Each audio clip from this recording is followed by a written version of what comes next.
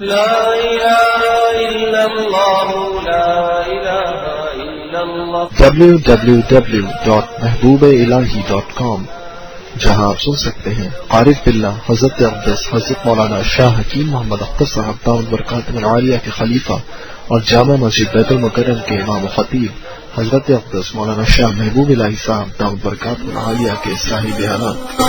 دین کی جب آدمی بات کہے تو اس طور پر کہے کہ مقصد کسی کو مشتعل کرنا نہ ہو، مقصد کسی سے لڑنا اور جھگڑنا نہ ہو، مقصد کسی سے بحث کرنا نہ ہو۔ جامع مسجد بیت المکرم میں ہونے والے دیگر بزرگان دین کے بیانات۔ الحمدللہ رب العالمین میں اشارہ ہے توحید کی طرف۔ دیکھنے والوں کے لیے یہی سبق دیتا ہے کہ تم اللہ تعالیٰ کو مانو۔ عارف دل میں خواہ www.محبوبالہی.com۔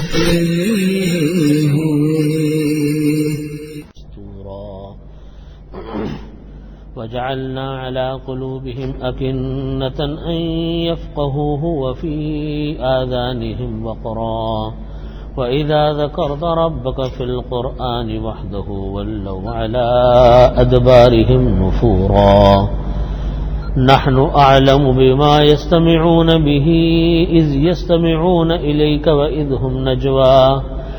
هم نجوى إذ يقول الظالمون إن تتبعون إلا رجلا مسحورا انظر كيف ضربوا لك الأمثال فضلوا فلا يستطيعون سبيلا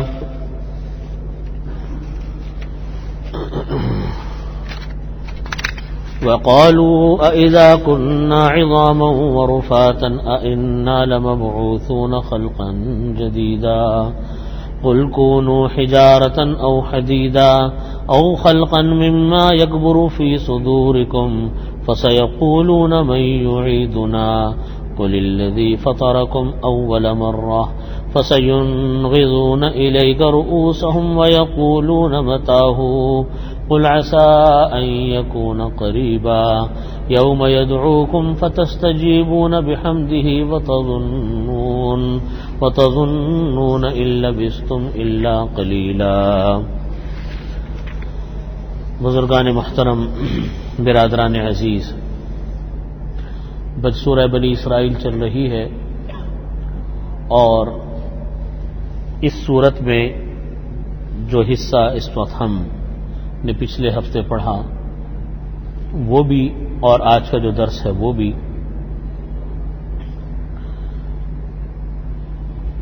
قرآن پاک کی عظمت اور اللہ رب العزت کی وحدانیت کے بارے میں یہ درس ہے اور یہ آیات ہے۔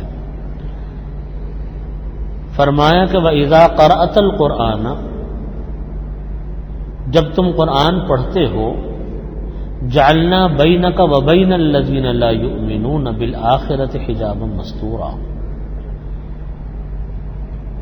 اللہ رب العزت نبی کریم صلی اللہ علیہ وسلم کو خطاب کر کے فرماتے ہیں کہ اے نبی، جب آپ قرآن پڑھتے ہیں تو ہم آپ کے درمیان اور کافروں کے درمیان، وہ کافر جو کہ اللہ پر ایمان نہیں لاتے، آخرت پر ایمان نہیں لاتے، ان کے درمیان میں ہم ایک پردہ حائل کر دیتے ہیں۔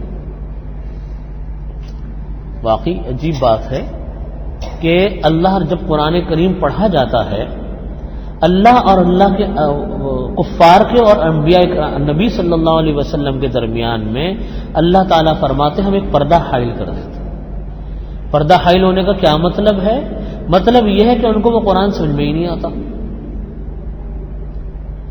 عجیب بات قرآن کریم نے بیان فرمایا کہ وَإِذَا قَرَأْتَ الْقُرْآنَ، اور جب آپ قرآن پڑھتے ہیں ہم بنا دیتے ہیں آپ کے اور ان لوگوں کے درمیان جو آخرت پر ایمان نہیں لاتے، حجابا مستورا، ایک پردہ بیچ میں حائل کر دیتے ہیں۔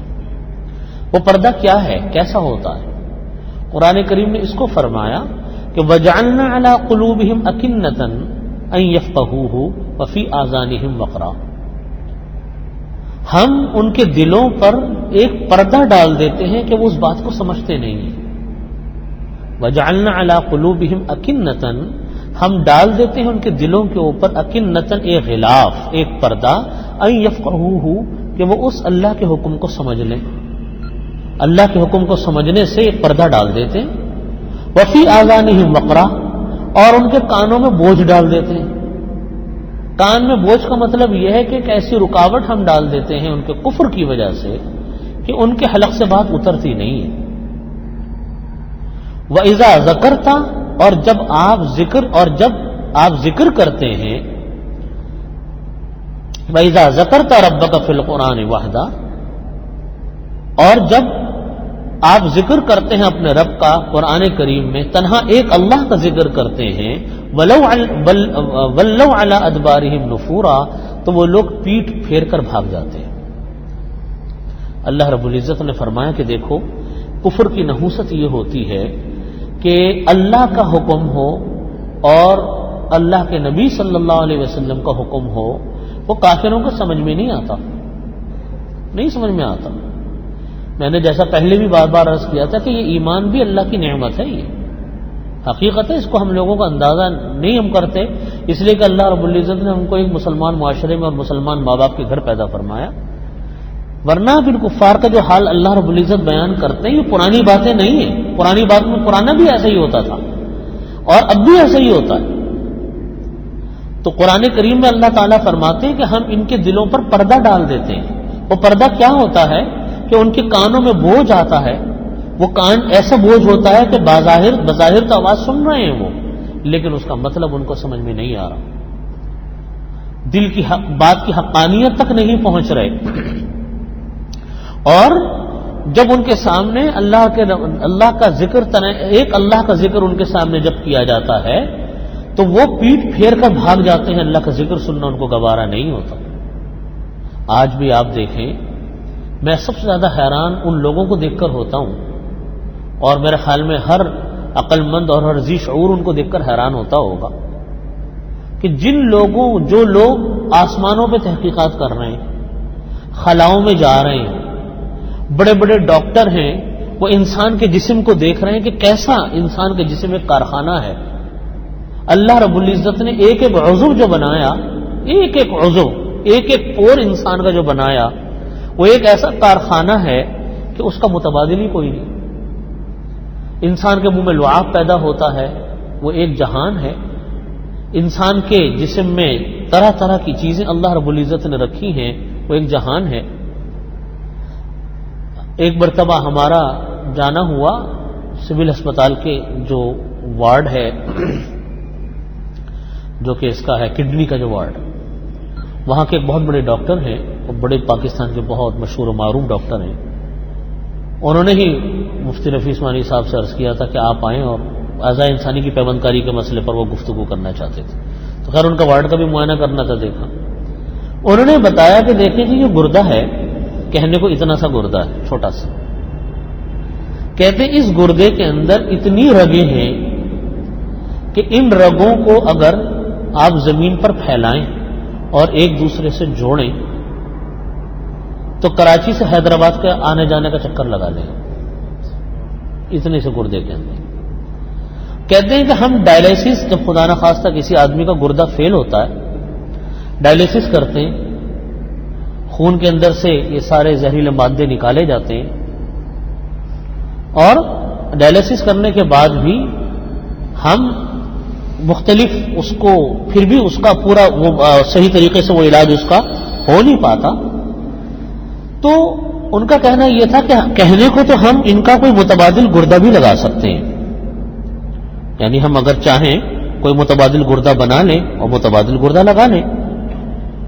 لیکن ان کا کہنا یہ تھا کہ اس گردے کو ہم عقل کہاں سے دیں جو عقل اللہ رب العزت نے اس قدرتی گردے کو دے رکھی ہے. دیکھو نا یہ اتنا سا گردہ ہے، کون سی چیز جسم میں سے فضلہ بنا کر باہر نکالنی اور کون سی نہیں نکالنی، کتنی مقدار میں پانی جسم سے باہر نکالنا ہے پیشاب بنا کر، کتنی نہیں نکالنا. یہ عقل صرف کس کو دی اللہ رب العزت نے؟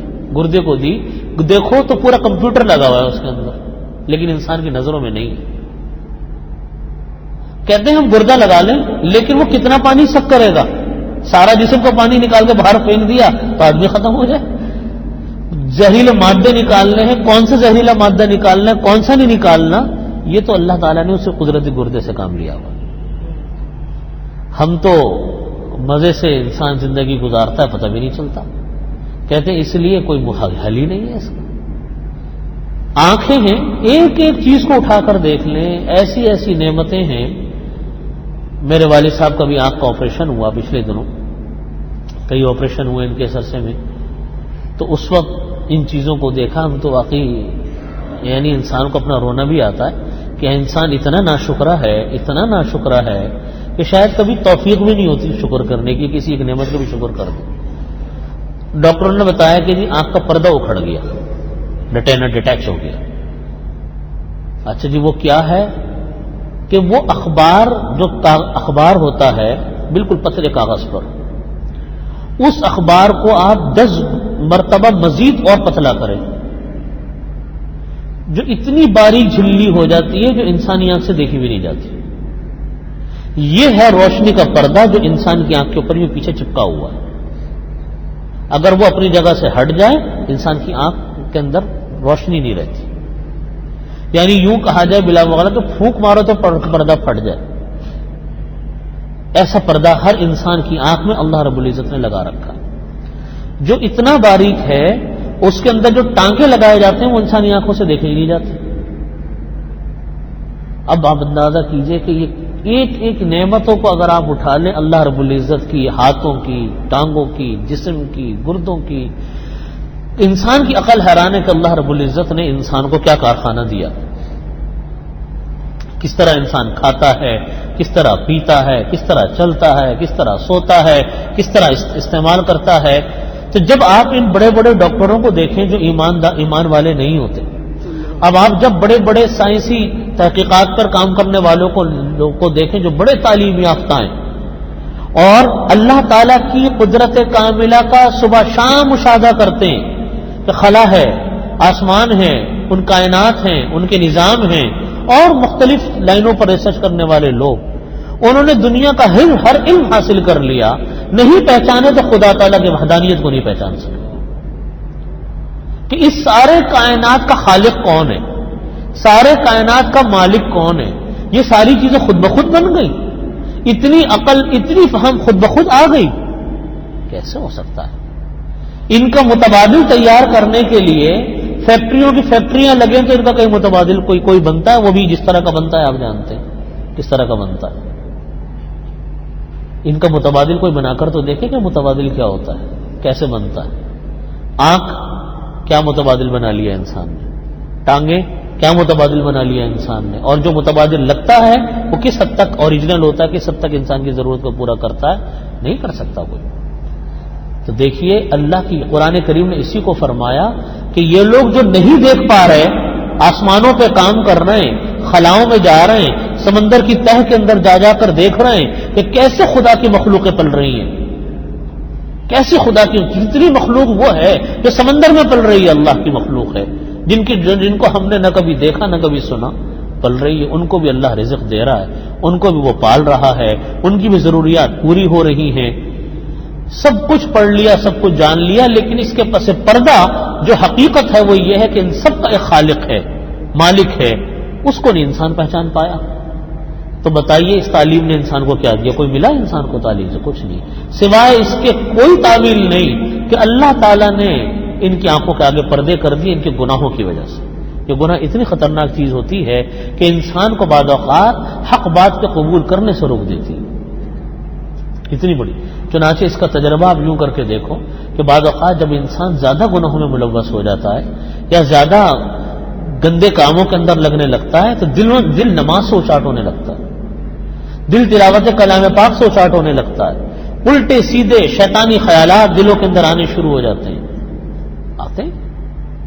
تو یہ ہوتا کیا ہے؟ یہ گناہ ہوتے ہیں، یہ مومن کے ساتھ بھی ہوتا ہے اور کافر کے ساتھ تو ہوتا ہی ہے۔ تو اللہ اور بعض اوقات اللہ تعالیٰ کافروں کو بھی توفیق عطا فرما دیتے ہیں ایمان قبول کرنے کی، اور ان کو وہ باتیں سمجھ میں آنے لگ جاتی جو قرآن میں لکھی ہیں، جو حدیث شریف میں لکھی ہیں۔ ان کا کوئی نیک عمل ہوگا، ان کے کوئی اچھے اعمال ہوں گے جس کی وجہ سے اللہ رب العزت ان کو اس کی توفیق عطا فرما دیتے ہیں۔ تو قرآن کریم نے اسی کو کہا کہ یہ جو کافر لوگ ہیں، جب آپ ان کے سامنے قرآن پڑھتے ہیں تو آپ کا ان کے سامنے قرآن کا پڑھنا یہ ان کے سامنے بوجھ ڈال دیتا ہے کانوں میں، اور ان کی آنکھوں کے سامنے پردہ آ جاتا ہے، جس کی وجہ سے وہ اللہ تعالیٰ کی حقانیت کو قبول نہیں کرتے۔ قرآن کریم نے اس طرح فرمایا کہ یہ جو یہودی لوگ ہیں یہ آپ کے نبی برحق ہونے کو اس طرح مانتے ہیں اور قرآن پاک کے برحق ہونے کو اس طرح پہچانتے ہیں جس طرح آپ لوگ اپنے بیٹوں کو پہچانتے ہیں۔ انسان کو اپنا بیٹا ہزاروں کے مجموعے میں نظر آ جائے گا، انسان اپنے بچوں کو پہچان لے گا یہ میرا بچہ ہے، فرماتے اس طرح پہچانتے ہیں۔ لیکن ان کے اندر ایک ضد اور ہٹ دھرمی ہے کہ ہم نے ماننا نہیں ہے اللہ کی بات، ہم نے نہیں ماننا۔ وہ جو ضد اور ہٹ دھرمی ہے، وہ ہٹ دھرمی ان کو نہیں قبول کرنے دیتی حق بات۔ پہلے بھی کافر لوگ جو باتیں کہتے تھے، آگے کلام پاک نے دوبارہ ان کا یہ تذکرہ کیا ہے، پہلے بھی یہ کہتے تھے کفار، آج بھی کفار یہی کہتے ہیں کہ ہم نے تو اپنے آباء و اجداد کو اسی مذہب پر پایا، ہم تو نہیں اپنے آباء و اجداد کے مذہب کو چھوڑتے۔ قرآن کریم نے ان کو یہی کہا کہ اگرچہ تمہارے آباء و اجداد سر پھرے کیوں نہ ہو، اگرچہ تمہارا آباء و اجداد پاگل کیوں نہ ہو، وہ کوئی حق اچھا کام نہ کریں، تب بھی تم ان کی بات ہی مانتے رہو گے۔ مطلب یہ ہے کہ میری آسمانی کتاب ہے، میں نے اپنا نبی بھیجا ہے، اس نبی نے تمہارے سامنے دین کو بیان کیا، تم اپنی ہٹ دھرمی چھوڑو، اللہ کے حکم کو مانو، یہ کیا کہ تم اپنے آباء و اجداد کے دین کو اور مذہب کو لے کے بیٹھے ہو۔ آگے اللہ رب العزت نے فرمایا کہ نحن اعلم بما يستمعون به اذ يستمعون اليك واذ هم نجوى اذ يقول الظالمون ان تتبعون الا رجلا مسحورا۔ ہم جانتے ہیں بما يستمعون به، جس واسطے وہ سنتے ہیں، یعنی ہمیں معلوم ہے جس کی وجہ سے وہ سنتے ہیں۔ اذ يستمعون اليك، اور جب وہ آپ کی طرف کان لگا کر باتوں کو سنتے ہیں، واذ هم نجوى، اور وہ لوگ آپس میں مشورے بھی کرتے ہیں، اور یوں کہتے ہیں کافر اور ظالم لوگ، ان تتبعون الا رجلا مسحورا، کہ تم لوگ جس کے کہنے پر عمل کرتے ہو وہ جادوگر ہے۔ یعنی نبی کریم صلی اللہ علیہ وسلم کو کہتے تھے کہ یہ ایک ایسا انسان ہے جو جادو کا انسان ہے، یہ کوئی عقل کی بات نہیں کرتا، یہ تو سب کچھ جادو بول رہا ہے۔ یہ ان کفار کا ایک پرانا نعرہ تھا یا ان کا ایک پرانا نظریہ تھا، اور وہ جب قرآن کریم پڑھتے تھے وہ کہتے تھے کہ قرآن کریم جو ہے اللہ کی کتاب تو ہے نہیں۔ تو ان سے یہ کہا جاتا تھا کہ اچھا بھائی جب یہ اللہ کی کتاب نہیں ہے تو تم اس جیسی کتاب خود بنا لو۔ بھائی جس طرح نبی کریم صلی اللہ علیہ وسلم نے تم یہ کہتے اپنی طرف سے اس کو بنا لیا، تو تم بھی بنا لو ایک ایسے 2-4 آیتیں اپنی طرف سے بنا لو، ایک بھی بنا لو۔ تو وہ یہ کہتے تھے یہ جادوگر ہے۔ اللہ رب العزت فرماتے ہیں کہ کافروں کا حال یہ ہے کہ یہ لوگ قرآن کریم کو سن کر کہتے ہیں کہ یہ جادوگر ہے، اور نبی کریم صلی اللہ علیہ وسلم کے بارے میں یہی کہتے ہیں جادوگر۔ ان کا دعویٰ یہ تھا کہ اگر یہ اللہ کے نبی ہیں تو ہماری طرح کھاتے کیوں ہیں، ہماری طرف چلتے کیوں ہیں، ہماری طرح پہنتے کیوں ہیں۔ یہ ان کا ایک پرانا وہ تھا کہ اگر یہ نبی ہیں تو کیوں کھاتے ہیں ہماری طریقے سے۔ یعنی مطلب یہ کہ ان کی صفات، ان کے اوصاف ایسے ہونے چاہیے جیسا کہ ایک عام آدمی سے بالکل ہٹے ہوئے ہو، بالکل ہٹے ہوئے ہو، جیسے فرشتہ ہوتا، نہ کھائے نہ پیے نہ چلے نہ بازاروں میں جائے آئے، بالکل ایک الگ زندگی گزار رہا ہے۔ اللہ رب العزت نے کلام پاک میں اس بات کو جگہ جگہ بیان فرمایا کہ ہم نے رسول کو بھیجا انسانوں میں سے، اور تمہاری قوم کے ایک فرد کو ہم نے رسول بنا کر بھیجا، تمہاری قوم کے ایک فرد کو ہم نے رسول بنا کر بھیجا، اور رسول بنا کر اس لیے بھیجا تاکہ تم کو یہ بات پتہ چلے کہ دین پر عمل کرنا عام انسان کے لیے ممکن ہے۔ ورنہ اگر ہم کسی فرشتے کو بنا کر بھیجتے تھے نبی، تو تم یہ کہتے کہ اس دین پر عمل کرنا تو انسان کے بس کی بات ہی نہیں ہے، یہ تو دین تو فرشتوں کا کام ہے، عمل کرنا ہمارے بس کی بات نہیں ہے۔ ہم نے تمہاری طرح کے انسان کو نبی بنا کر بھیجا جو تمہاری طرح کھاتا ہے، تمہاری طرح رہتا ہے، تمہاری طرح چلتا ہے، اس کی جسمانی خواہشات ویسی ہی ہیں جیسے عام انسان کی ہوتی ہیں۔ تو جب وہ دین پر عمل کر سکتا ہے، ان کے صحابہ کرام دین پر عمل کر سکتے ہیں، تو تم یہ کیسے کہہ سکتے ہو کہ دین کے اوپر عمل کرنا ناممکن ہے؟ آج بھی ہمارے ہاں لوگ یہی کہتے ہیں کہ صاحب جو علماء کرام ہوتے ہیں، مذہبی لوگ ہوتے ہیں، ان کو بازاروں میں نہیں جانا چاہیے، ان کو تفریحات میں نہیں جانا چاہیے، ان کو ہنسنا بولنا نہیں چاہیے، ان کو کیا حق ہے، ان کا کام تو اللہ اللہ کرنا ہے مسجد میں بیٹھ کے۔ یاد رکھیں، یہ دین اور یہ درس ہمیں ہمارے نبی صلی اللہ علیہ وسلم نے نہیں دیا۔ اگر ہم یہ سمجھتے ہیں کہ ہمارے دیندار لوگ وہ ہیں جو دنیا سے کٹے ہوئے ہوں، بازاروں میں نہ جائیں، کھیلے کودے نہیں، تفریحات نہ کریں، ہنسے بولے نہیں، شوقینیاں ان کے اندر نہ ہو، وہ تو دیندار آدمی ہے، اور جس کے اندر یہ سب کچھ ہو وہ دیندار آدمی نہیں ہے۔ یاد رکھیں، یہ تصور پاپائیت کا تصور ہے، یہ کرسچینٹی کا تصور ہے، یہ جیوشزم کا تصور ہے، یہ ہندوازم کا تصور ہے۔ ان کے ہاں یہ ہے کہ جو آدمی دیندار ہے وہ دنیا دار نہیں ہو سکتا، اور جو دنیا دار ہے وہ دیندار نہیں ہو سکتا۔ چنانچہ ان کے ہاں کا اصول یہ ہے کہ جو دیندار ہے وہ اپنی ہر ادا سے وہ دیندار ہے، وہ سلے ہوئے کپڑے نہیں پہن سکتا۔ چنانچہ آپ ان کے مذہبی پیشواؤں کو دیکھیں، اگر کسی نے دیکھا ہوگا، عجیب گیرو رنگ کے کپڑے کلر کا ان کا کپڑا ہوتا ہے، اورنج سے کلر کا، بڑے بیتوقع قسم کا۔ جیسا ہم لوگ احرام باندھتے ہیں بغیر سلا، وہ تو خاص حالت میں باندھا جاتا ہے، لیکن یہ کہ یہ 24 گھنٹے پوری زندگی اسی طرح رہتے ہیں، چادر لپیٹی بھی بغیر سلی، 24 گھنٹے ہمیشہ 12 مہینے گنجے رہیں گے۔ شادی یہ نہیں کر سکتے، تفریح میں یہ نہیں جا سکتے، اگر تفریح میں چلے جائیں گے سب لوگ مار کے بھگا دیں گے، بھاگو یہاں سے، تم کیوں تفریح کرنے آئے، تمہارا تو کوئی حق ہی نہیں بنتا تفریح کرنے کا۔ وہ کسی پکنک اسپاٹ پر چلے جائیں تو لوگ ان کو برا بھلا کہتے ہیں، تم پکنک اسپاٹ پہ کیوں آئے بھائی؟ یاد رکھیں، یہ تو تعلیمات نبی کریم صلی اللہ علیہ وسلم کی ہے ہی نہیں۔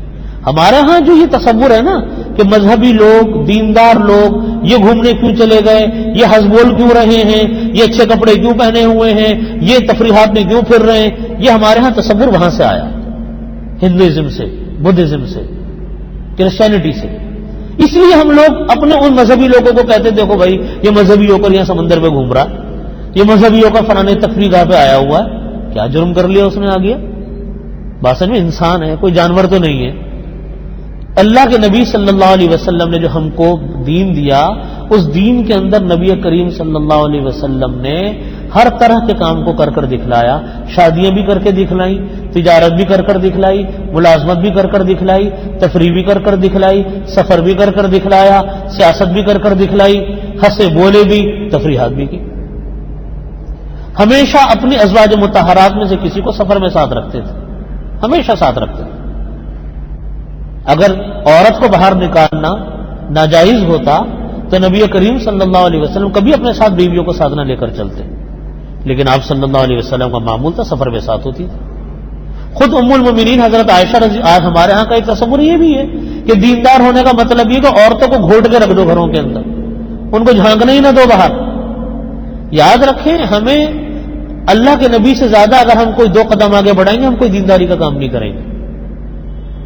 نبی کریم صلی اللہ علیہ وسلم ازواج مطہرات کے ساتھ ہنستے بھی تھے، باتیں بھی کرتے تھے، کھیلتے بھی تھے، اور سفر میں بھی لے جاتے تھے، گھماتے پھراتے بھی تھے، سب کچھ کرتے تھے۔ لیکن ایک جو شریعت کے حکم احکامات تھے ان کی پیروی پوری تھی کہ پردہ ہے تو پردہ ہے، اور جو حکم ہے شریعت کا کہ نامحرم کے ساتھ سفر نہیں ہوگا وہ حکم ہے۔ آپ نے ہمیشہ اپنے ساتھ ازواج مطہرات کو رکھا۔ حضرت ام المومنین حضرت عائشہ رضی اللہ عنہا فرماتی ہیں کہ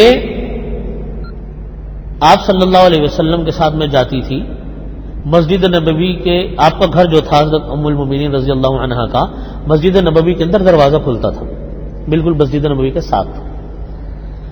تو فرماتی ہیں کہ میں نبی کریم صلی اللہ علیہ وسلم کے ساتھ جاتی، اور حبشی لوگ کچھ جنگی کرتب دکھاتے تھے، نیزہ بازی کی مشق دکھاتے تھے، میں وہ دیکھنے جاتی تھی، اور نبی کریم صلی اللہ علیہ وسلم کے مونڈے پر سر رکھ کی طرف سے ادھر سر رکھ کر میں دیکھتی تھی، وہ حربی لوگ کرتب دکھا رہے ہوتے تھے، ان کا تماشا دیکھتی تھی، اور نبی کریم صلی اللہ علیہ وسلم کی آڑ میں کھڑی ہو جاتی تھی، اور آپ مجھ کو وہ تماشا جو ہوتا تھا حربیوں کا، حبشیوں کا، وہ مجھے دکھاتے رہتے تھے۔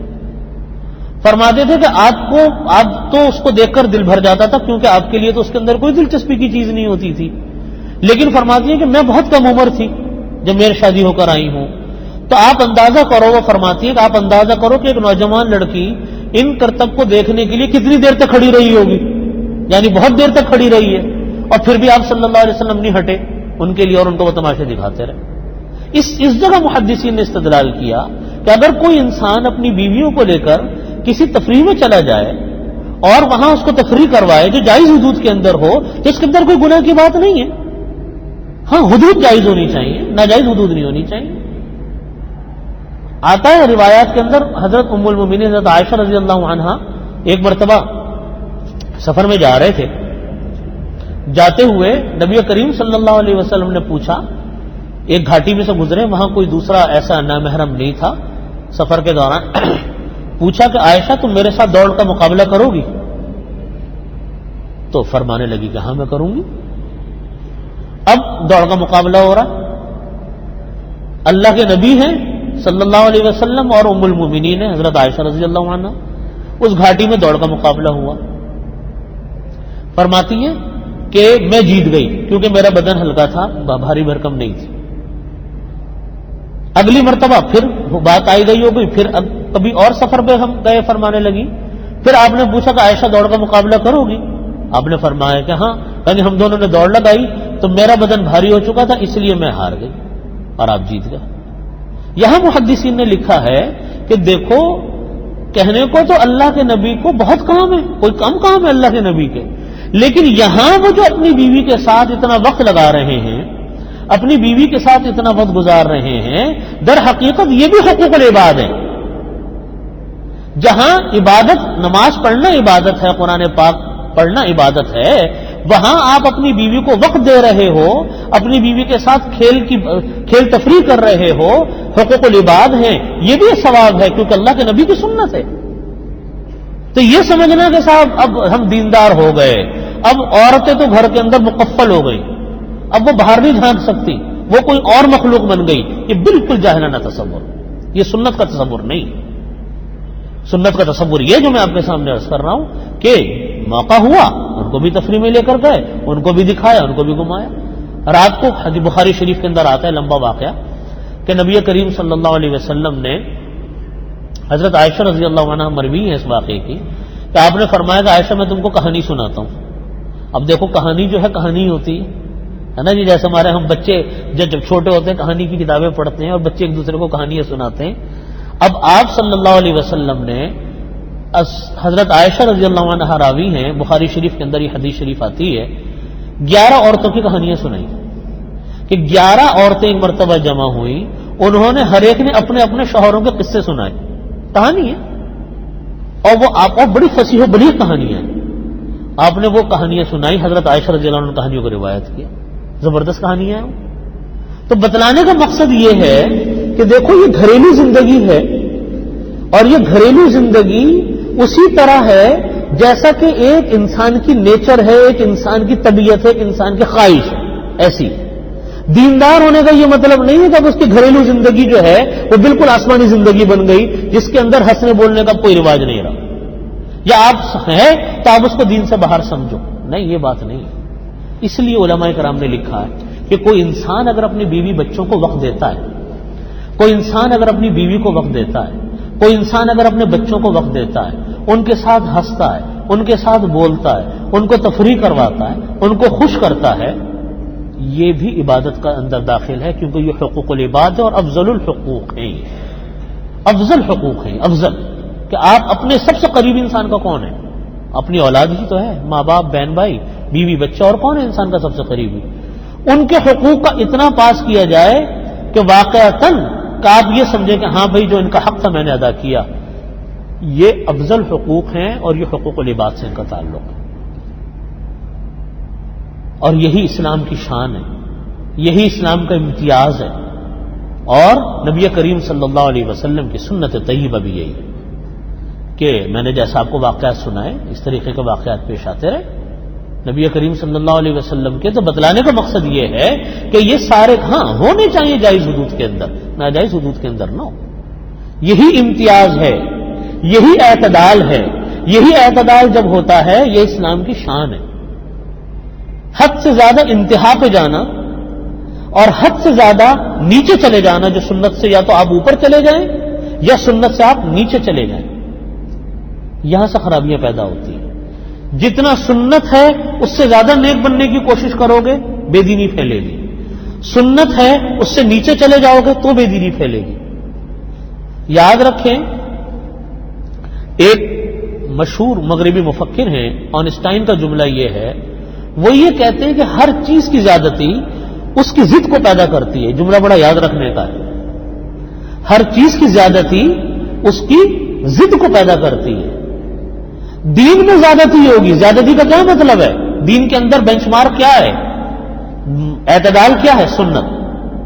سنت سے آگے بڑھو گے تو بے دینی پھیلے گی. یاد رکھیے، دین کے اندر غلو، اس کو کہتے ہیں دین کے اندر غلو کا ہونا. غلو کا مطلب یہ ہے کہ اس کا مطالبہ سنت نے بھی نہیں کیا آپ سے. نبی کریم صلی اللہ علیہ وسلم کی بھی یہ سنت نہیں ہے، آپ ان سے بھی 4 ہاتھ آگے چل رہے ہو. غلو ہے. غلو کو دیکھ کر کوئی دین کی طرف راغب نہیں ہوتا، کوئی دین کی طرف نہیں آتا. غلو، آپ اس سنت سے نیچے چلے جاؤ. نیچے چلنے کا کیا مطلب ہے؟ کہ سنت مطالبہ کر رہے ہیں یہاں تک آؤ، وہاں تک بھی نہیں جا رہے تو بھی بے دینی ہے. اپنی طرف سے آپ عمل کر رہے ہیں. اصل راہ اعتدال کیا ہے؟ سنت. اصل راہ اعتدال سنت. چنانچہ وہ تمام گھرانے یا وہ تمام افراد جو اپنے گھروں میں زیادہ سختیاں کرتے ہیں دین کے معاملے میں، اور وہ سختی کرتے ہیں جو سنت کا مطالبہ نہیں ہے اس سے زیادہ کرتے ہیں، آپ دیکھیے گا کہ ان کی آئندہ نسلیں دین سے دور ہو جاتی ہیں. تجربہ کر کے دیکھ لیں، آپ اٹھا کر دیکھ لیں، آپ تاریخ اٹھا کر دیکھ لیں. جن لوگوں نے دین کے معاملے میں راہ اعتدال کو اپنایا ان کی نسل میں دین باقی رہتا ہے، کیونکہ اعتدال جو ہے، اعتدال کے ساتھ دینداری یہ قابل برداشت ہے. جن لوگوں نے سنت تک بھی نہیں پہنچے، سنت سے پیچھے پیچھے رہے اور سنت کی طرف آنے کی بھی کوشش نہیں کی، وہاں پہ بھی بے دینی پھیلتی ہے. جہاں دین باقی رہتا ہے وہ ہے اعتدال کا راستہ. اور اعتدال کیا ہے؟ کوئی پوچھے کہ اعتدال کی تعریف کیا ہے؟ اعتدال سنت ہے. جو سنت ہے وہ اعتدال ہے. آپ تجربہ کر کے دیکھ لو، نسلوں کے اندر دین چلے گا. لیکن جہاں کہیں ہم اعتدال سے ہٹتے ہیں، جہاں کہیں غلو کا مظاہرہ کرتے ہیں، جہاں کہیں ہم اعتدال سے باہر جانے کا مطالبہ کرتے ہیں، وہاں اگلی نسلیں دور ہونے لگ جاتی ہیں. بہت اس کی ایک مثال نہیں، لا تعداد اس کی مثالیں. اس لیے ہمیشہ یاد رکھیں کہ کبھی سنت سے نہیں ہٹنا چاہیے، کبھی راہ اعتدال سے نہیں ہٹنا چاہیے. دین کے اندر لچک ہوتی ہے، دین کے معاملات کے اندر لچک ہے، اور لچک کا راستہ اور لچک کی مقدار بھی ہم کو سنت ہی متعین کر کر دیتی ہے کہ لچک کتنی ہونی چاہیے. اپنی ذہن سے نہیں مقرر کریں گے کہ یہ لچک ہے، نہیں، سنت نے لچک دی ہے. وہ کتنی سنت نے لچک دی ہے یہ آپ کو مفتی بتلائیں گے کہ کہاں کہاں لچک ہے کہاں نہیں. اس لیے اگر آپ ایک چیز اپنے ذہن سے سوچو اور ایک چیز کسی مفتی اور عالم سے پوچھو جو باقاعدہ مفتی ہے، دونوں کے جواب میں، دونوں کی سوچ میں زمین آسمان کا فرق ہوگا. دونوں کی اس میں زمین آسمان کا فرق ہو. تو بزرگوں کے طریقے مختلف ہوتے ہیں، اہل اللہ کے طریقے مختلف ہوتے ہیں اور اس کے انداز مختلف ہیں. اسی لیے جو لوگ علماء سے، مفتیوں سے اور اللہ کے نیک بندوں سے تعلق رکھتے ہیں ہمیشہ راہ اعتدال پر رہتے ہیں، ہمیشہ راہ اعتدال پر رہے ہیں. ہمارے بزرگوں کی تعلیم ہمیشہ سنت میں ڈھلی ہوئی ہوتی ہے اور بزرگان دین ہمیشہ راہ اعتدال کی تعلیم دیتے ہیں. تو میں بات عرض کر رہا تھا کہ دیکھو قرآن کریم نے اس کو یوں بیان فرمایا کہ وہ لوگ پیٹ پھیر کر بھاگتے ہیں اور وہ یہ کہتے ہیں کہ یہ جادوگر ہے، اور نبی کریم صلی اللہ علیہ وسلم پر وہ مثال یہ فٹ کرتے ہیں کہ ان کا بنائی ہوئی چیز در حقیقت یہ راہ اعتدال سے ہٹی ہوئی ہے. قرآن کریم نے اسی کو بیان فرمایا کہ نہیں، کوئی راہ اعتدال سے ہٹی ہوئی نہیں ہے، بلکہ حقیقت یہ ہے کہ اللہ رب العزت نے نبی کریم صلی اللہ علیہ وسلم کو نبی بنا کر بھیجا، اور وہ نبی ہیں اور ان کی تمام تعلیمات اللہ رب العزت کی بھیجی ہوئی ہیں. اور اصل بات یہ ہے کہ انسان در حقیقت جب حق بات کو سنتا ہے، حق بات پر عمل کرتا ہے، حق بات کو قبول کرتا ہے، یہ اس کے اعمال صالحہ ہوتے ہیں جس کی وجہ سے اس کو حق چیز کی توفیق اللہ تعالیٰ نصیب فرماتے ہیں. ورنہ انسان سرکشی کرے تو دنیا کا علم حاصل ہوتا ہے، اللہ کی وحدانیت کا علم حاصل نہیں ہوتا. جیسے میں نے آپ کو بڑے بڑے سائنسدانوں کی بات بتائی، سب کچھ ہے، سارا علم ہے، لیکن نہیں پہچان سکے. کائنات کو تو پہچان رہے ہیں، خالق کو نہیں پہچان سکے، مالک کو نہیں پہچان سکے کہ مالک کون ہے. تو بیکار، انسان گویا کہ اپنی زندگی کی بازی ہار گیا۔ انظر کیف ضربوا لک الامثال فضلوا فلا یستطیعون سبیلا، دیکھو کیسے اللہ تعالی مثالوں کو بیان فرماتے ہیں۔ فضلوا، وہ لوگ گمراہ ہو گئے، فلا یستطیعون سبیلا، اور اب ان کو سیدھے راستے پر آنے کا کوئی راستہ نہیں مل رہا۔ مطلب یہ ہے کہ دیکھو جو لوگ اللہ کے احکامات کو سنتے نہیں، اللہ کو احکامات کو مانتے نہیں، وہ لوگ گمراہی کا شکار ہو جاتے ہیں اور پھر ان کو سیدھی طرف آنے کا موقع بھی نہیں ملتا۔ گمراہ کون لوگ ہو جاتے ہیں؟ وہ لوگ گمراہ ہوتے ہیں، ایک تو وہ گمراہ ہیں جو مسلمان ہی نہیں ہوئے، نہ ان کو ایمان کی توفیق ہوئی، وہ تو ہیں ہی گمراہ۔ اللہ بچائے بعض اوقات انسان حالت ایمان میں بھی بھٹک جاتا ہے، ایمان والا مومن ہو کر بھی بھٹک جاتا ہے، اور اکثر وہاں معاملات پیش آتے ہیں کہ جب انسان مذہبی معاملات میں، دینی معاملات میں اپنی ذاتی رائے پر بھروسہ کرتا ہے، وہاں وہ بھٹکتا ہے۔ مثال کے طور پہ کوئی مرحلہ آ گیا، بہت سارے ہمارے ہاں ہوتے ہیں نا 30 مار خان قسم کے لوگ جو ہوتے ہیں، کہتے نہیں بھائی ہر چیز خود غور کرو، خود سوچو۔ یاد رکھیں خود انسان کیا سوچے گا مجھے بتائیں، نفس بھی ہمارے ساتھ لگی ہوئی، شیطان ہمارے ساتھ چپکا ہوا، جس انسان کی اپنی خواہشات ہمارے ساتھ لگی ہوئی، ہم کیا فیصلہ صحیح کریں گے کیا غلط کریں گے؟ آج کا شوق ہے اور وہ کل کا شوق انسان کو خود برا معلوم ہونے لگتا ہے، کل کے شوق ہمیں آج برے معلوم ہوتے ہیں اور آج کے شوق ہمیں آئندہ برا معلوم ہوگا۔ وہ ایک مشہور واقعہ ہے نا اکبر الہ آبادی کا، کہ اکبر الہ آبادی کے ایک بیٹے تھے، وہ بیٹے جو تھے وہ لائر بن گئے۔ لائر بننے کے بعد انہوں نے کہا کہ جی میں انگلستان پڑھنے کے لیے، انگلینڈ پڑھنے کے لیے جانا چاہتا ہوں۔ انگلینڈ پڑھنے کے لیے جانے لگے تو باپ نے بڑا روکا کہ بھئی ایک ہی بیٹا ہے، اب وہی انگلینڈ پڑھنے چلا جائے گا تو میں تو اکیلا رہ جاؤں گا۔ بڑا سمجھایا، بڑا بجھایا کہ بیٹا تم یہیں رہ کے پڑھ لو، یہاں پر بھی ہندوستان میں تعلیم بہت اچھی ہوتی ہے، اس وقت تک پاکستان نہیں بنا تھا، یہاں پڑھ لو بیٹا۔ انہیں ایک نہیں سنی، اور البتہ بیٹے نے جانے سے پہلے فرمائش کی کہ بیٹا ابا سے کہا کہ مجھے ایک چیز کا شوق ہے، اور وہ یہ ہے کہ مجھے ایک گیند چاہیے جس گیند کے اوپر گھوڑا بنا ہو، بال ہو اس بال کے اوپر گھوڑا بنا ہو۔ باپ نے سوچا کہ چلو بھی بیٹا انگلینڈ جا رہا ہے، اس کا شوق پورا کر دوں۔ اب ڈھونڈا اس گیند کو، وہ گیند ہی نہ مل کے تھی اس کے اوپر گھوڑا بنا ہوا، سارا جہان چھان مارا، نہیں ملی، یہاں تک کہ بیٹا انگلینڈ چلا گیا اور چلا گیا۔ اب جب وہ انگلینڈ کیا گیا، وہاں اس نے تعلیم حاصل کی، تعلیم حاصل کر کے وہیں کسی گوری میم سے شادی بھی کر لی اور وہیں کا ہو گیا، اور لا کی اعلیٰ ڈگری بارٹ لا اور کیا کیا اس نے پڑھا لیا۔ پیچھے کہیں باپ کو، اگرچہ اس بات کو بہت پرانی ہو گئی، تو ایک ایسی گیند مل گئی جس گیند کے اوپر گھوڑا بنا ہوا تھا۔ باپ نے وہ گیند خریدی اور اٹھا کر اپنے پاس رکھ لی حفاظت سے کہ کبھی بیٹا ملے گا تو اس کو دے دوں گا، بیٹا تیرے ایک پرانا شوق تھا، لو میں نے خرید کے رکھ لیا۔ بہت کچھ پڑھنے پڑھانے کے بعد شادی بھی ہو گئی، وہاں سے بیٹے نے ایک دن لکھا کہ ابا جان میں آ رہا ہوں واپس ہندوستان، تو وہ واپس آئے۔ واپس جب آنے لگے تو والد نے ان کی فیلڈ کے بڑے بڑے لوگوں کو اور شاعروں کو اور بڑے بڑے ادیبوں کو، دانشوروں کو کھانے پہ جمع کیا، اور لائرز جمع کیے بڑے بڑے جو کہ ان کی فیلڈ کے لوگ تھے، اور ان کے اعزاز میں ایک ڈنر رکھا۔ تو جب سب لوگ بیٹھے ہوئے تھے تو باپ نے وہ بال نکال کر دی بیٹے کو کہ بیٹا تمہارا ایک شوق تھا جب تم انگلینڈ پڑھنے کے لیے جا رہے تھے، وہ شوق یہ تھا کہ گیند مجھے ایک ایسی چاہیے جس کے اوپر گھوڑا بنا ہو، وہ تمہارے سامنے تو مجھ کو ملی نہیں لیکن مجھے پیچھے مل گئی تھی، وہ میں تمہیں بال دینا چاہتا ہوں سب کے سامنے۔ اب بیٹا بڑا شرمایا کہ یہ بچپن کا شوق، پرانا شوق، اور اب اس بڑھاپے میں ادھیڑ عمری میں آ کے مجھے والد سب کے سامنے دیں گے، مجھے کتنی شرمندگی ہوگی۔ اب بیٹے نے اشارہ بھی کیا باپ کو، باپ نے کہا نہیں، تمہارا ایک شوق تھا پرانا، میں اس شوق کو یہاں پورا کرنا چاہتا ہوں سب کے سامنے۔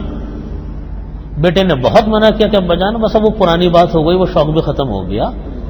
تو باپ نے کہا کہ نہیں میں یہ کرنا چاہتا ہوں، اس بیٹے کو بلایا اور کہا کہ بیٹا دیکھو میں تم کو یہ گیند دے رہا ہوں جس پر گھوڑا بنا ہوا ہے، لیکن یہ یاد رکھنا کہ کل کا شوق تمہیں آج سب کے سامنے رسوا کر رہا ہے، کل کا شوق تمہیں آج سب کے سامنے رسوا کر رہا ہے. اس زندگی میں کوئی ایسا شوق مت پال لینا جب کل تم کو سارے جہان کے سامنے رسوا کرتا پھر. اس زندگی میں کوئی ایسا روگ اور شوق مت پال لینا جو کل ساری مخلوق کے سامنے تم کو اللہ کی بارگاہ میں رسوا کرے. تو باپ نے ایک چھوٹی سی مثال کو بچے کو کیا درس دیا. حقیقت بھی یہی ہے کہ ہم اپنی زندگی میں بعض شوق ایسے پال لیتے ہیں، بعض ایسی عادتیں پال لیتے ہیں اپنے جذبات سے مغلوب ہو کر کہ ڈر لگتا ہے کہ کہیں ہم اللہ کی بارگاہ میں رسوا نہ ہو جائیں. اور اس وقت تو آج 100 بیٹھے ہوں گے تو کل پتہ نہیں کتنے کروڑ اور اربوں انسانوں کے سامنے رسوا نہ ہونا پڑے.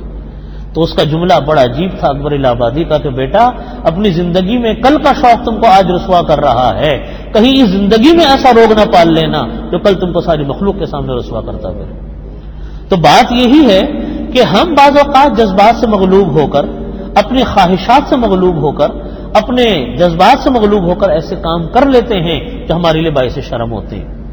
تو انسان کا تو شوق یہ تو انسان کو رسوا کر دیتا ہے، بعض اوقات نہیں کرتا. راہ اعتدال کہاں ہے؟ راہ اعتدال وہاں ہوتی ہے جہاں انسان اپنے بڑوں کو بڑا بنا کر چلتا، وہ ہے راہ اعتدال. اس لیے جو میں بات عرض کرنے چلا ہوں وہ یہ ہے اس حوالے سے کہ انسان سب سے زیادہ جو بھٹکتا ہے وہ بھٹکتا اس وقت ہے جب انسان اپنے دماغ کے اوپر بھروسہ کر کے بڑے بڑے فیصلے کرتا ہے، وہاں بھٹکتا ہے آدمی. یہ جو طریقہ ہے ہمارے اکابرین کا، بزرگوں کا، اور یہ طریقہ نبی پاک صلی اللہ علیہ وسلم سے چلا آ رہا ہے کہ حضرات صحابہ کرام رضوان اللہ تعالی علیہ مجمعین نے بیعت فرمائی کس کے ہاتھ پر؟ نبی پاک صلی اللہ علیہ وسلم کے ہاتھ پر. نبی پاک صلی اللہ علیہ وسلم کے ہاتھ پر تابعین نے، تابعین کے ہاتھ پر تبع تابعین نے، ان کے بعد نیچے کا سلسلہ. کیا ہوتا تھا؟ حالانکہ یہ جو صحابہ کرام تھے ایک سے ایک بڑا ذہین، ایک سے ایک بڑا فاضل، ایک سے ایک بڑا لائق تھے، لیکن سارے فیصلے کس کے ساتھ کرتے تھے؟ نبی کریم صلی اللہ علیہ وسلم سے پوچھ کر کرتے تھے، اپنی مرضی سے کوئی فیصلہ نہیں کرتے. صحابہ کرام رضوان اللہ تعالی مجمعین کا معاملہ یہ تھا کہ کوئی فیصلہ کرتے اعلان کر دیتے تھے مسجد میں کھڑے ہو کر کہ بھائی میں نے یہ فیصلہ کیا ہے، اگر کسی کو نبی کریم صلی اللہ علیہ وسلم کا ارشاد اس کے خلاف یاد ہو تو برائے کرم بتا دو. تو کوئی کھڑا ہو کر کہتا کہ نہیں آپ کا یہ فیصلہ، میں نے سنا کہ آپ کا یہ فیصلہ تو نبی کریم صلی اللہ علیہ وسلم کے فیصلے کے موافق ہے، تو بڑے خوش ہوتے. تو ایک مرتبہ حضرت عبداللہ ابن مسعود رضی اللہ عنہ کے بارے میں آتا ہے کہ حضرت عبداللہ ابن مسعود رضی اللہ عنہ سے ایک عورت نے ایک مسئلہ پوچھا مہر کے بارے میں. لمبا مسئلہ ہے. آپ نے فرمایا کہ میں سوچ کے جواب دوں گا. 1 مہینے تک غور و فکر کیا. ہم لوگ تو فن دھڑلے سے ایک دوسرے کو مسئلے بتا دیتے ہیں. مفسر قرآن حضرت عبداللہ ابن مسعود رضی اللہ عنہ انہوں نے 1 مہینہ غور کیا اور پھر عورت کو جا کر فرمایا کہ تم کو جو ہے مہر مثل ملے گا. ایک لمبا واقعہ ہے، اس کے بارے میں فرمایا کہ تم کو مہر مثل ملے گا، لا وقص ولا شطط، نہ اس میں کمی ہوگی نہ زیادتی ہوگی. تو فوراً ایک صحابی کھڑے ہوئے، انہوں نے کہا کہ حضرت عبداللہ بن مسعود رضی اللہ عنہ کو کھڑے ہو کر کہا کہ آپ نے جو فیصلہ بتایا اور مسئلہ بتلایا بالکل ایسا ہی مسئلہ میں نے نبی پاک صلی اللہ علیہ وسلم سے سنا. تو اس پر حضرت عبداللہ بن مسعود رضی اللہ عنہ اتنے خوش ہوئے کہ روایات میں لکھا ہے، بعض روایات میں آتا ہے کہ اسلام لانے کے بعد کبھی اتنا خوش نہیں ان کو دیکھا گیا. خوش اس بات پر تھے کہ میرا فیصلہ نبی کریم صلی اللہ علیہ وسلم کے فیصلے کے موافق ہو گیا. تو ان حضرات کا معمول یہ تھا کہ ہمیشہ اپنے معاملات میں، دینی معاملات میں، دنیاوی معاملات میں اپنا کسی کو بڑا بنا کر چلتے تھے. کوئی نہ کوئی بڑا ہوتا تھا. خود میرے دادا حضرت مفتی شفیع صاحب رحمۃ اللہ علیہ فرماتے تھے کہ جب تک میرے بزرگ زندہ رہے، میرے اساتذہ زندہ رہے، میں ہر معاملے میں مشورہ اپنے بزرگوں اور اپنے اساتذہ سے کرتا تھا، ہر معاملے میں، دینی ہو یا دنیاوی. فرمانے لگے کہ جب میرے بزرگوں کا، میرے اساتذہ کرام کا انتقال ہو گیا تو پھر میں اپنے ہم اثروں کے ساتھ مشورے کرتا تھا، اپنے ہم عمر لوگوں سے مشورے کرتا تھا اور ان کے مشورے سے میں عمل کرتا تھا، دینی معاملات میں بھی، دنیا کے معاملات میں بھی. فرمانے لگے اللہ رب العزت نے مفتی صاحب رحمۃ اللہ علیہ کو بڑی عمر عطا فرمائی تھی. فرمانے لگے جب میرے اب ہم عمر ساتھی بھی ختم ہو گئے یا دور دراز علاقوں میں چلے گئے اور میرا ان سے رابطہ مشکل ہو گیا، تو میں اپنے معاملات میں مشورہ اپنے شاگردوں سے اور اپنی اولاد سے کرتا ہوں، اپنے چھوٹوں سے کرتا ہوں. لیکن فرماتے تھے مشورے کے بغیر میں کوئی کام نہیں کرتا. چنانچہ یہی فرمایا کرتے تھے کہ دیکھو جس کا کوئی بڑا نہیں ہوتا اس کا بڑا شیطان ہوتا ہے. فرماتے تھے کہ جو کسی کو بڑا نہیں بناتا پھر اس کا بڑا کون ہوتا ہے؟ شیطان اس کا بڑا ہوتا ہے۔ مطلب یہ ہے کہ تم اپنے معاملات میں، دینی معاملات میں، دنیا کے معاملات میں اپنا کسی کو بڑا بنا کر چلو، اپنا کسی سے مشورہ مان کر چلو۔ میں جو یہ بات عرض کر رہا تھا اس آیت کے ذیل میں کہ وہ لوگ گمراہ ہو گئے، گمراہ کیوں ہوئے؟ من مانے فیصلے کرنے سے گمراہ ہوئے، جو دماغ میں آ گیا فیصلہ کر ڈالا۔ عموماً آپ ایسے لوگوں کو دیکھو گے، عموماً ایسے لوگوں کو دیکھو گے کہ جو لوگ زندگی میں غلط فیصلے بہت زیادہ کرتے ہیں، وہ دو طرح کے لوگ ہوتے ہیں۔ یا تو وہ اپنے ماں باپ کے نافرمان ہوتے ہیں، ان سے غلط فیصلے ہوتے ہیں اور مصیبت کی زندگی گزارتے ہیں، دنیا میں بھی، آخرت کا تو ہوگا سو ہوگا، دنیا کے اندر بھی ماں باپ کا ستانا روایات میں آتا ہے، اس کی سزا اللہ رب العزت انسان کو دنیا میں بھی دیتے ہیں، ماں باپ کے نافرمانوں کو۔ روایات میں آتا ہے کہ جو انسان ماں باپ کا نافرمان ہوتا ہے اللہ تعالیٰ اس کی شب قدر میں بھی دعاؤں کو قبول نہیں فرماتے۔ تو ایک تو یہ، دوسرا وہ لوگ جو کہ منمانے فیصلے کرتے ہیں، کسی کی نہیں سنتے، اپنی چلاتے ہیں، اکثر آپ دیکھیں گے وہی مسائل کا شکار ہو جاتے ہیں۔ بعض زندگی کے فیصلے بڑے نازک ہوتے ہیں، ایسے ہوتے ہیں کہ آپ کو ایسے فیصلے ہو جاتے ہیں کہ آپ وہ ایک مرتبہ کر لیں آپ پلٹ ہی نہیں سکتے، جیسے شادی ہو گئی غلط جگہ کے اوپر، ہے نا جی، اب کہاں سے پلٹ لو گے آپ؟ بات سمجھ میں آ رہی ہے؟ یا کوئی اور تجارت ہے، ملازمت ہے، پلٹنے کا راستے نہیں انسان کو ملتے، تو ایسے موقع کے اوپر وہ لوگ نقصان اٹھاتے ہیں جو منمانے فیصلے کرتے ہیں، کوئی کسی کو بڑا نہیں بناتے۔ تو ان کفار کا بھی حال اللہ رب العزت نے بیان فرمایا کہ وہ گمراہ کیوں ہوئے؟ اس لیے گمراہ ہوئے کہ اپنے بڑوں کی سنی نہیں، اللہ کی سنی نہیں، رسول کی سنی نہیں، اور اپنے مسئلے کے اوپر چلتے رہے، خود بھی گمراہ ہو گئے، اب ان کو پلٹنے کا کوئی راستہ نظر نہیں آ رہا۔ یہ تو میں عرض کر رہا تھا، یہ تو کافروں کا حال ہے۔ مسلمانوں کے بھی اندر بھی جو گمراہ آپ کو فرقے نظر آئیں گے، مسلمانوں میں بھی جو عموماً لوگ آپ کو نظر آئیں گے جو کہ غلط راستوں کے اوپر چل رہے ہوں گے، یہ وہ لوگ ہوں گے جو منمانی سے فیصلے کر رہے ہوتے ہیں۔ ان سے کہو کہ بھائی کسی سے پوچھ لو، جی ہم تو کسی سے نہیں پوچھتے، ہم نہیں مولویوں کے چکر میں پڑتے۔ تو بھائی ٹھیک ہے، جب ان کے چکر میں نہیں پڑتے تو پھر انسان شیطان کے چکر میں پڑے گا، اور وہی شیطانی کے چکر میں پڑے ہوئے نظر آئیں گے آپ کو۔ کوئی جوئے میں لگا ہوگا، کوئی سود میں لگا ہوگا، کوئی رشوت میں لگا ہوگا، کوئی کسی چکر میں، کوئی کسی چکر میں۔ تو یہ تو اللہ کے جو نیک بندے ہوتے ہیں، اہل اللہ ہوتے ہیں، اللہ والے لوگ ہوتے ہیں، یہی انسان کو بعض اوقات یہی انسان کو ایسے راستے پر لے جاتے ہیں کہ بعض اوقات انسان سمجھتا ہے کہ میرے ساتھ بہت برا ہو رہا ہے، حالانکہ حقیقت میں اس کے ساتھ اچھا ہی ہو رہا ہوتا، وہ کوئی برا نہیں ہو رہا ہوتا۔ بات سمجھ میں آ رہی ہے؟ تو اسی کو فرمایا کہ انظر، آپ دیکھو، کیف ضربوا لک الامثال، وہ لوگ آپ کے لیے کیسے کیسے مثالیں بیان کرتے ہیں، فضلوا، وہ لوگ بہکے پھرتے ہیں، فلا یستطيعون سبیلا، اب ان لوگوں کے پاس پلٹنے کا کوئی راستہ نہیں ہے، اور اب ان کے پاؤں کو پلٹنے کا کوئی ذریعہ نہیں نظر آ رہا۔ اللہ اکبر کبیرہ۔ وقالوا اذا كنا عظاما ورفاتا انا لمبعوثون خلقا جديدا، یہ ایک عقیدہ ہے، اور کفار کو ہمیشہ اس عقیدے کے اوپر اعتراض رہا۔ یہ یوں کہتے تھے اذا كنا عظاما ورفاتا، جب ہڈیاں بن جائیں گے، ورفاتا، اور ہماری ہڈیاں چورا چورا ہو جائیں گی، انا لمبعوثون، کہ ہم دوبارہ زندہ کیے جائیں گے آخرت میں، خلقا جدیدہ، نئی پیدائش ہوگی ہماری۔ یہ تو ہمارا عقیدہ ہے نا کہ ہم مسلمان، اسلام کا عقیدہ یہی ہے۔ قرآن کریم نے جگہ جگہ اس عقیدے کو بیان فرمایا کہ انسان جب مر جائے گا، مرنے کے بعد انسان کی ہڈیاں چورا چورا ہو جائیں گی، لیکن اللہ تعالیٰ انسان کو دوبارہ زندہ کر کے اٹھائیں گے۔ یہ ایک عقیدہ متعین بات ہے کہ انسان کی دوبارہ بعث بعد الموت، انسان مرنے کے بعد دوبارہ زندہ ہوگا۔ کافر یہ کہتے تھے کہ ہم نہیں مانتے اس بات کو۔ یہ جو ہندو لوگ آج اپنی راکھ، وہ اپنی اس کو کیا کہتے ہیں، میت کو یہ آگ لگاتے ہیں، اپنی چتا کو آگ لگاتے ہیں، تو یہ جو آگ لگاتے ہیں اور یہ جو راکھ کو بکھیر دیتے ہیں، یہی تو ان کا نظریہ ہے کہ ہماری جب راکھ بکھیر دی جائے گی ہم دوبارہ زندہ نہیں ہو سکتے۔ اللہ تعالیٰ فرماتے کہ تم کون ہوتے ہو اپنے آپ کو بکھیرنے والے؟ تمہیں پہلے کس نے پیدا کیا تھا؟ تمہیں پہلے کس نے پیدا کیا؟ جو اللہ تمہیں پہلے پیدا کر سکتا ہے وہ اللہ تمہیں آج بھی پیدا کر سکتا ہے۔ اس کے لیے راکھ کو جمع کرنا کیا مشکل کام ہے؟ قل کونوا، اللہ تعالیٰ فرماتے ہیں قل کونوا حجارۃ او حدیدا، چاہے تم پتھر بن جاؤ یا لوہا بن جاؤ، تم کو اللہ دوبارہ پیدا کریں گے، تمہارے بس میں کیا ہے؟ او خلقا مما یکبر فی صدورکم، یہ وہ ہے جو ہندوؤں کا جواب ہے۔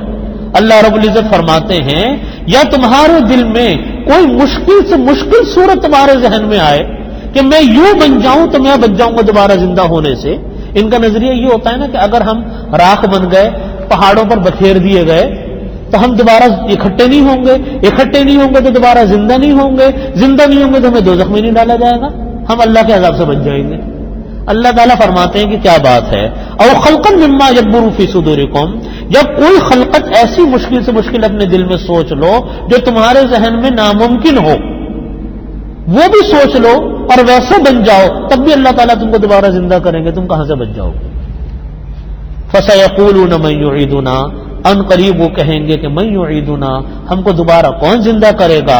قل اے نبی صلی اللہ علیہ وسلم, آپ ان کافروں سے کہہ دو, الذی فطرکم اول مرہ, جس ذات نے تم کو پہلی دفعہ پیدا کیا وہی ذات تم کو دوسری مرتبہ بھی پیدا کرے گی. ہم جو پیدا ہوئے آج دنیا میں بیٹھے ہیں, ہماری کیا حیثیت تھی پہلے ہیں؟ ہمارا کون سا وجود تھا؟ ہمارا تو وجود ہی نہیں تھا. اللہ رب العزت نے ہمیں وجود دیا, تو اب مرنے کے بعد وہ دوبارہ زندہ کریں گے. اللہ تعالیٰ فرماتے کوئی صورت سوچ لو, تم راکھ بننے کی سوچ لو, تم پانی بن کر بہ جانے کی سوچ لو, تم ہوا بن کر اڑ جانے کی سوچ لو, لیکن جس ذات نے تم کو پہلی دفعہ پیدا کیا وہی ذات تم کو دوبارہ پیدا کرے گی. تم کو اپنے اعمال کی سزا بھگتنی ہوگی, جو کرو گے دنیا میں وہ تمہیں بھگتنا ہے, بچ نہیں سکتے تم. فَسَيُنْغِضُونَ إِلَيْكَ رُؤُوسَهُمْ وَيَقُولُونَ مَتَاهُ, اللہ تعالیٰ فرماتے کافر لوگ اپنے سروں کو گھما گھما کر پوچھیں گے, اتراتے ہوئے پوچھیں گے, اچھا آپ یہ کہتے ہو کہ انسان کو اللہ رب العزت آخرت میں دوبارہ پیدا کریں گے, تو بتاؤ وہ آخرت کب آئے گی؟ اگر تم کہتے ہو کہ انسان دوبارہ پیدا ہوگا تو ٹھیک ہے, کر کے دکھاؤ, بتاؤ وہ دنیا آخرت کب آئے گی. قل اے نبی صلی اللہ علیہ وسلم آپ فرما دو, عسیٰ ان یکون قریبا, وہ موت کا وقت قریب آ رہا ہے, پریشان مت ہو, مطالبہ مت کرو, وہ موت کا وقت قریب آ رہا ہے اور وہ زیادہ دور نہیں ہے. اسی کو نبی کریم صلی اللہ علیہ وسلم نے فرمایا کہ میں اور قیامت یوں ہیں, اور دونوں انگلیوں صاحب نے یوں اشارہ فرمایا, ایک شہادت کی انگلی اور ایک درمیان کی انگلی کو ملا کر کہا کہ میں اور قیامت یوں ہیں, اور علامات قیامت بھی بیان فرمائی, وہ ساری پوری بھی ہوتی ہیں. تو اب لوگ کہتے ہیں کہ صاحب یہ نبی کریم صلی اللہ علیہ وسلم کو بھی آئے ہوئے ایک زمانے دراز گزر گیا, 1400 سال ہو گئے, اور پتہ نہیں کب آئے گی, اب تک تو آئی نہیں. پہلی بات تو یہ کہ کبھی سوچنا بھی نہیں چاہیے. بعض علماء نے لکھا ہے کہ ہر انسان کی قیامت وہ ہے جس دن اس کی موت آ جاتی ہے. وہ تو اس کے لیے قیامت میں موت ہی تو آنی ہے نا, کسی کے اگر آ جا گئی, کسی کی کل آ گئی, اس کی تو قیامت آ گئی. اس کو اس سے کیا مطلب کہ دنیا باقی ہے, دنیا ختم ہو گئی. اصل بات تو یہی ہے. لیکن بہرحال قیامت آئے گی, جیسا کہ حدیث شریف میں آتا ہے, روایات کے اندر آتا ہے, قرآن پاک میں آتا ہے, قیامت تو آنی ہے. ہاں وقت کسی کو اللہ نے نہیں بتایا قیامت کا اور موت کا کس کی کب آنی ہے, وقت کسی کو نہیں پتا. دوسری بات یہ ہے کہ دنیا کے واقعات ہمیں جو لگتے ہیں وہ بڑے فاصلے سے لگتے ہیں. کوئی علامت آئی, پتہ چلا اس کو تو 600 سال ہو گئے, کوئی اور علامت آئی, پتہ چلا اس کو اتنے 100 سال ہو گئے. یاد رکھیں دنیا کا جو وقت ہے وہ الگ ہے اور آخرت کا وقت الگ ہے. بات سمجھ میں, اس کی مثال یوں سمجھیں کہ جیسے آپ جہاز میں ہوں یا آپ کسی بہت بلند بلڈنگ پر بیٹھے ہوں. آپ کسی کراچی کی بہت بلند بلڈنگ پر چڑھ جائیں اور کراچی کو دیکھیں تو دور دراز کا علاقہ بھی آپ کو قریب نظر آتا ہے. دور دراز کا علاقہ بھی کیا نظر آئے گا, آپ کو بالکل لگا ہوا نظر آئے گا. اور اگر آپ جہاز میں ہوں, یہ جہاز چل رہا ہو, اور آپ نیچے جھانک کر دیکھیں اور آپ راستہ پہچان رہے ہوں, آپ یہ دیکھیں گے کہ وہ علاقے جہاں ہم زمین پر چلتے ہوئے 1 گھنٹے میں پہنچتے تھے, جہاز کے اندر شاید 1 آدھ منٹ میں پہنچ گئے. بالکل سارا شہر کراچی آپ کو جڑا ہوا نظر آ رہا ہوگا. بالکل اسی طریقے سے معاملہ آخرت کا بھی ہوتا ہے کہ ہمیں دنیا میں رہتے ہوئے تو ہمیں فاصلے نظر آتے ہیں, لیکن اللہ رب العزت جس طرح بات فرماتے ہیں اس کے لحاظ سے تو وہ فاصلے کچھ بھی نہیں, وہ تو سب چیزیں جڑی ہوئی ہیں. بس وقفہ اسٹیپ بائی اسٹیپ چل رہے ہیں, وقفے سے چل رہے ہیں, ہر چیز اپنے وقت کے اوپر پوری ہو رہی. تو یہ تو ایک نظام ہے اللہ رب العزت کا.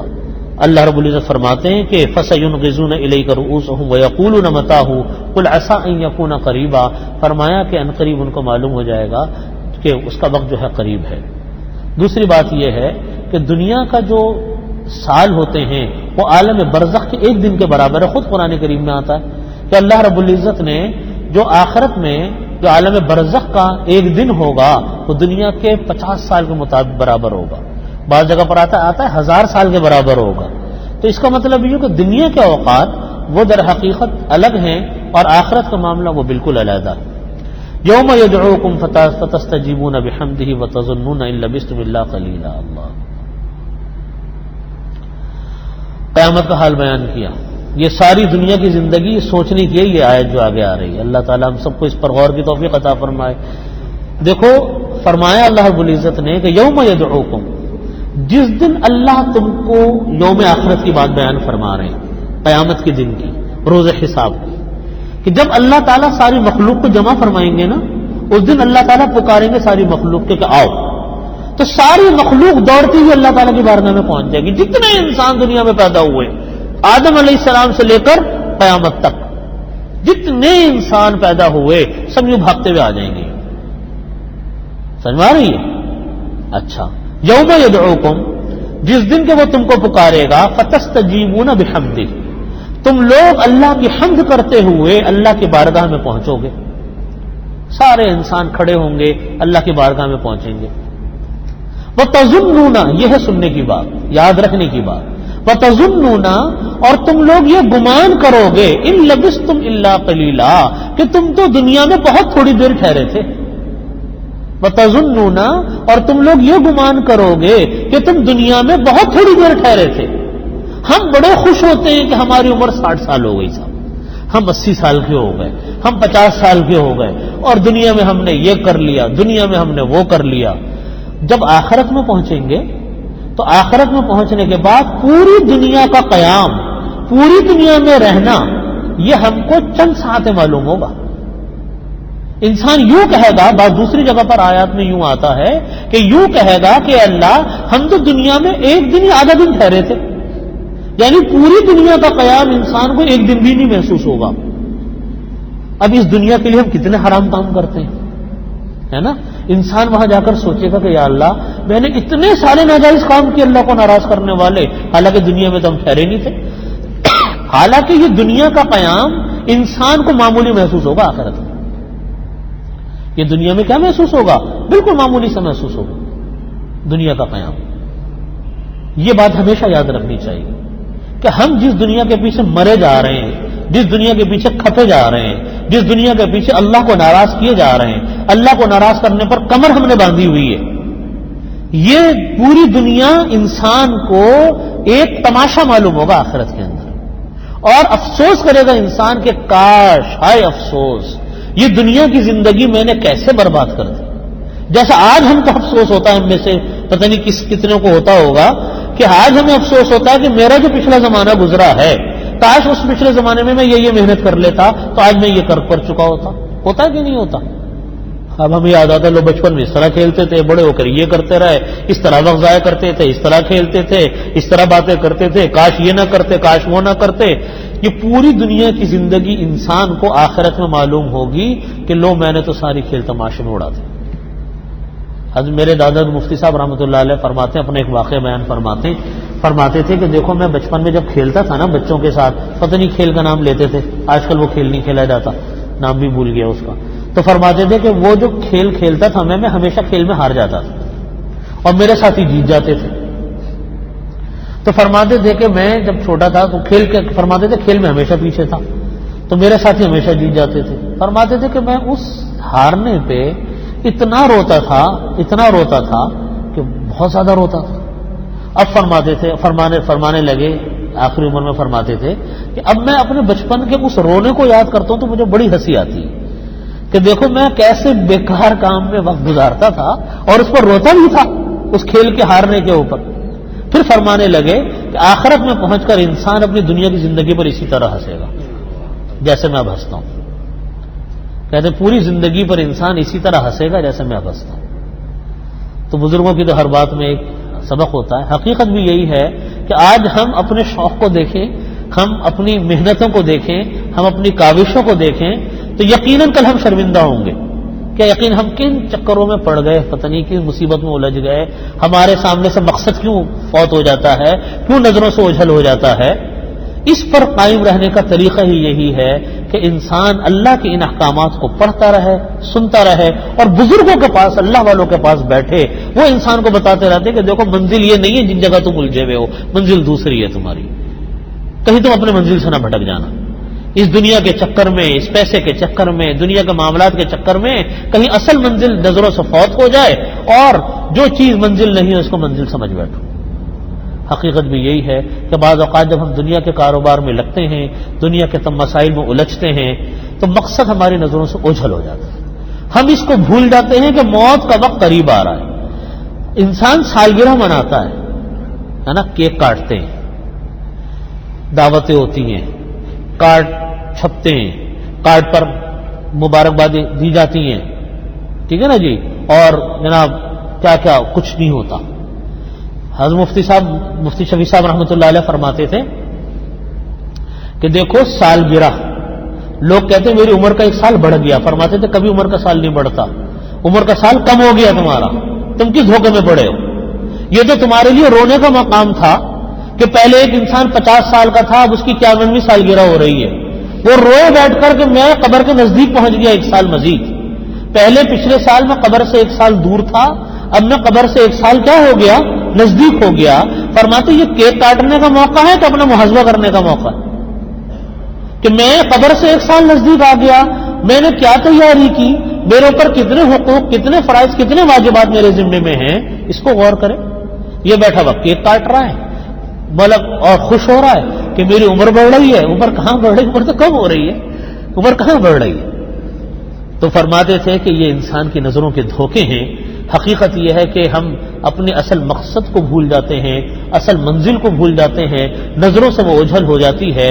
یہ قرآن پاک، نبی کریم صلی اللہ علیہ وسلم کا حدیث طیبہ مبارکہ اور ان بزرگوں کی صحبتیں یہ انسان کو ان سیدھے راستے پر رکھتی ہیں، بتاتی رہتی ہیں کہ دیکھو منزل نظروں سے نہ اوجھل ہو جائے۔ بس اسی پر ہمیشہ اسی کی دعا مانگنی چاہیے کہ اللہ تعالیٰ، اس دعا کو کبھی نہیں بھولنا چاہیے، اللہ تعالیٰ سے یہ دعا مانگے کہ یا اللہ ایمان کامل پر خاتمہ عطا فرما۔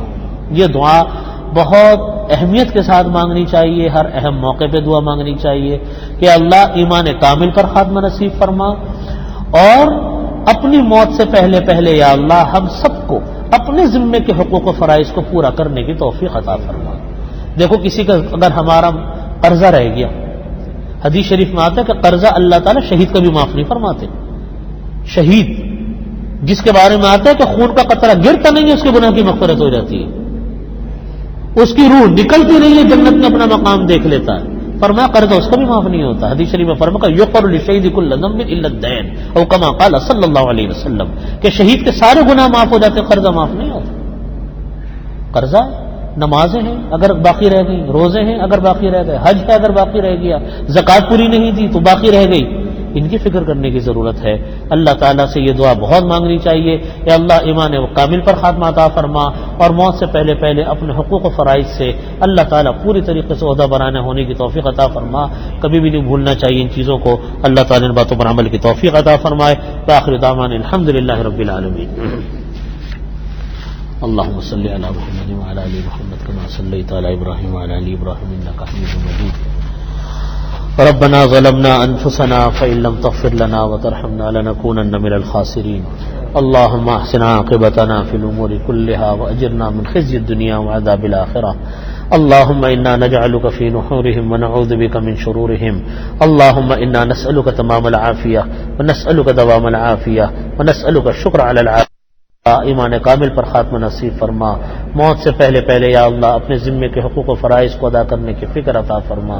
ربنا تقبل منا انك انت السميع العليم وتب علينا انك انت التواب الرحيم اللهم صل على محمد وعلى ال محمد۔ لا إله إلا الله لا إله إلا الله www.mehboob-ilahi.com، جہاں آپ سن سکتے ہیں عارف باللہ حضرت اقدس حضرت مولانا شاہ حکیم محمد اختر صاحب دامت برکاتہ العالیہ کے خلیفہ اور جامع مسجد بیت المکرم کے امام و خطیب حضرت اقدس مولانا شاہ محبوب الہی صاحب دامت برکاتہ العالیہ کے صاحب بیانات۔ دین کی جب آدمی بات کہے تو اس طور پر کہے کہ مقصد کسی کو مشتعل کرنا نہ ہو، مقصد کسی سے لڑنا اور جھگڑنا نہ ہو، مقصد کسی سے بحث کرنا نہ ہو۔ جامع مسجد بیت المکرم میں ہونے والے دیگر بزرگان دین کے بیانات۔ الحمدللہ رب العالمین میں اشارہ ہے توحید کی طرف، ہر معجزہ دیکھنے والوں کے لیے یہی سبق دیتا ہے کہ تم اللہ تعالیٰ کو مانو. عارف دل میں خواہ www.محبوبالہی.com